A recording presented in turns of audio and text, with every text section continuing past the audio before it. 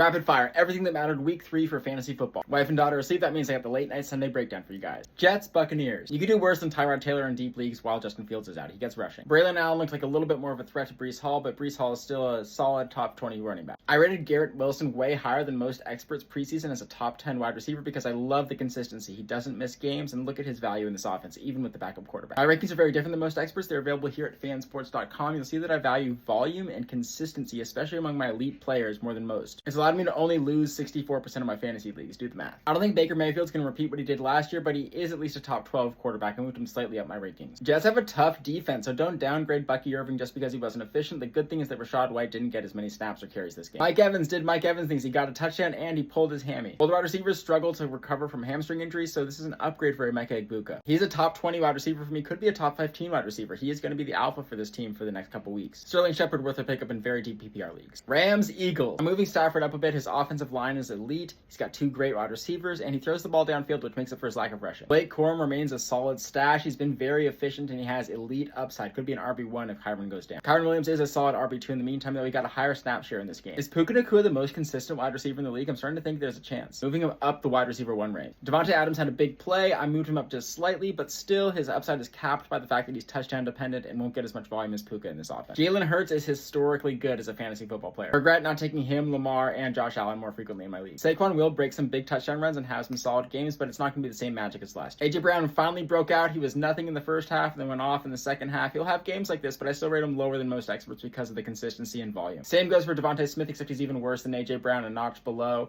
They just know the Eagles aren't going to be playing from behind that much, and Jalen Hurts won't throw the ball this much usually. Steelers, Patriots. Aaron Rodgers, not really fantasy relevant. Very, very low end QB2. Jaylen Warren is honestly a solid RB2 in PPR leagues. He's decent. He got a touchdown, but I'm still downgrading DK Metcalf slightly because only 4 targets is not going to cut it. I'm really judging you if you have Pat Freiermuth on your roster. Drake May is becoming an elite fantasy quarterback. There's no way around it. He's a top 5, top 6 guy at this point. I hope you listened to me and dropped Caleb Johnson last week. He may have a late season run, but he is so far from being relevant in Pittsburgh. Awful fumbles for Antonio Gibson and Ramondre Stevenson. This is a big boost for Travion Henderson. He's going to be the guy soon. Don't worry about the efficiency of this game. I've been lukewarm on Hunter Henry, but you could do worse at tight end. He's around the top 10 guys. I'm bummed about Kayshon Boutte because he looks like the most talented receiver on this team, but they just spread the ball too much for any one receiver to really emerge as fantasy relevant and consistent week to week. So yeah, drop your expectations for Stephon Diggs too. I still got some more games to break down, guys. I'm going to film that other video. I'm going to update my rankings on fansports.com. I try to update them every single day to keep them up to date, making the best rankings on the internet. Going to film part 3 right now. Stay learning. See you in the next one. Peace. Oh, and quickly, I'm sorry that I haven't been responding to every comment. That was my goal, but it's getting a little bit out of hand here on TikTok as my following grows.